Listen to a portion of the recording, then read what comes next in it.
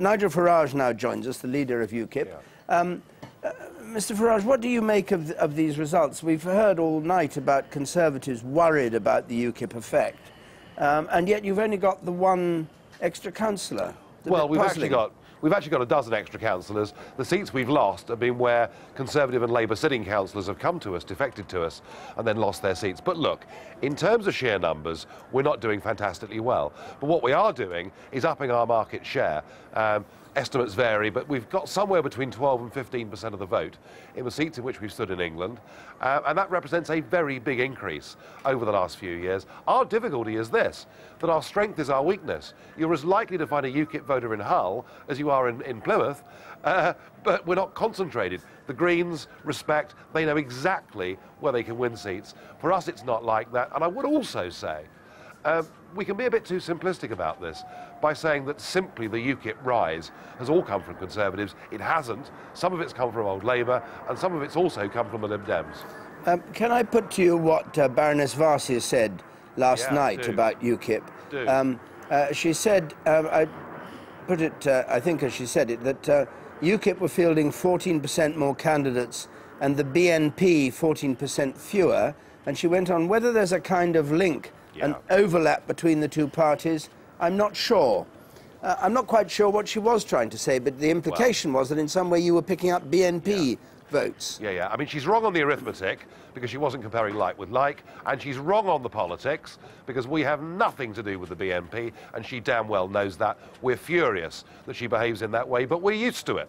Michael Howard called us gadflies, David Cameron called us fruitcakes, and whenever somebody senior in the Tory party abuses UKIP for its policies, it's always followed by a wave of defections, because really, the people she's insulting are Tory voters, over half of whom agree with UKIP policy. And I must say, I think she's just about the lowest grade chairman the Tory party's ever had.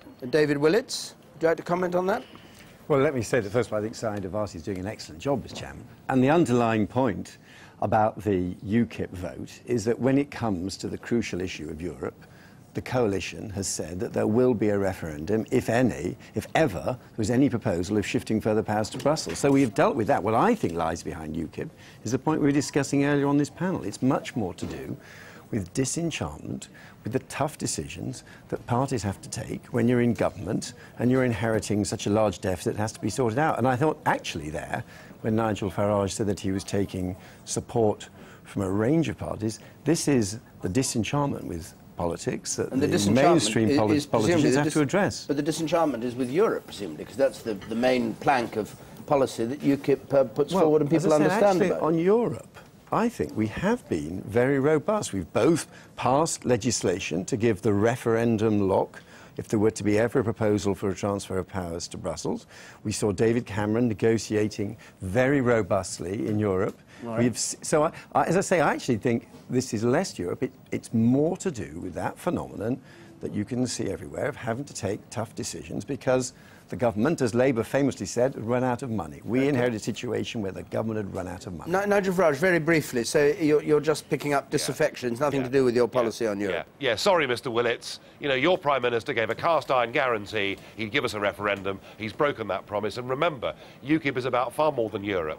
We're about mass immigration, damaging Britain at this time. We're about the idea that green taxes and building windmills all over our country is achieving no good. And we're the one party prepared to say Britain's small businesses need some help. So we are about far more than Europe and far more than disaffection. When people vote UKIP, they know what they're getting. And when you say mass immigration is hurting Britain, people will hear the voice also of the BNP when you say that. What do you exactly mean by it? I think it's outrageous to say that any intelligent discussion on immigration is somehow an extremist thing. The fact that, and we discussed it on Question Time last week, the fact that figures this week confirm that 20% of social housing in London has gone to foreign-born migrants is something that is worrying people. And to have a massive oversupply in the unskilled labour market with huge numbers coming from Eastern Europe at a time of 21% youth unemployment just doesn't make sense. Nigel Farage, thank you very much for joining us.